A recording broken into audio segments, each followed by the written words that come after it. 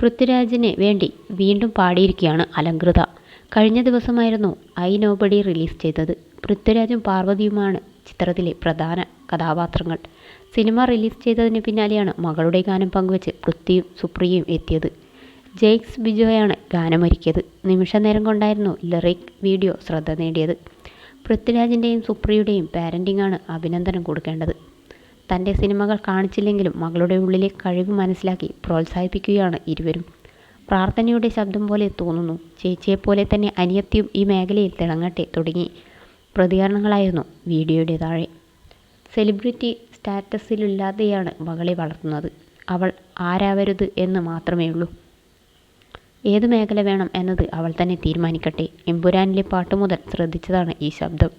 മാതാപിതാക്കൾക്ക് അഭിമാനമായി മാറിയ മകൾ തിയേറ്ററിൽ കണ്ടതു മുതൽ ഈ ഗാനത്തിനായുള്ള തെരച്ചിലായിരുന്നു. എത്ര നന്നായിട്ടാണ് പാടുന്നതെന്നുമായിരുന്നു ആരാധകർ പറഞ്ഞത്.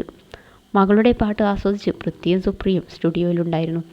മകൾ പാടുന്നതിൻ്റെ ചിത്രങ്ങളും വീഡിയോയും സുപ്രിയ മേനോൻ ഫോണിൽ പകർത്തുന്നുണ്ടായിരുന്നു. 11-കാരിയായ കൊച്ചുമകളുടെ പാട്ടിനെക്കുറിച്ച് വാചാലയായി അച്ചമ്മയും എത്തിയിരുന്നു. കുടുംബാംഗങ്ങളെല്ലാം ആലിയയുടെ പാട്ട് ഷെയർ ചെയ്തിരുന്നു. എമ്പുരാനിൽ പാടാൻ വന്നപ്പോൾ എത്രയോ പ്രതിഫലം എന്നായിരുന്നു മകൾ ആദ്യം ചോദിച്ചതെന്ന് പൃഥ്വിരാജ് പറഞ്ഞിരുന്നു. ദീപക് ദേവിനോടും അതാണ് അവൾ ചോദിച്ചത്. പ്രൊഫഷണൽ സിംഗേഴ്സിനെ പോലെയായിരുന്നു പെരുമാറ്റം. പെട്ടെന്ന് തന്നെ പാടി ശരിയാക്കിയിരുന്നു. അങ്കിളിന് പെട്ടെന്ന് ദേഷ്യം വരും. എല്ലാവർക്കും പേടിയാണ്. അദ്ദേഹത്തിന് എന്നൊക്കെയായിരുന്നു രാജു മോളോട് പറഞ്ഞു വെച്ചത്. അതുകൊണ്ടാണോ എന്നറിയില്ല, അവൾ പറഞ്ഞതുപോലെ തന്നെ പാടിയിരുന്നു. അധികം പറഞ്ഞു കൊടുക്കേണ്ടിയും വന്നില്ല എന്നായിരുന്നു അന്ന് ദീപക് ദേവ് പറഞ്ഞത്. പഠനത്തിൻ്റെ തിരക്കിനിടയിലും പിയാനോയും വയലിനും മാർഷൽ ആർട്സുമൊക്കെ പരിശീലിക്കുന്നുണ്ട് അലങ്കൃത. മുംബൈയിലെ അംബാനി സ്കൂളിലാണ് അലങ്കൃത പഠിക്കുന്നത്.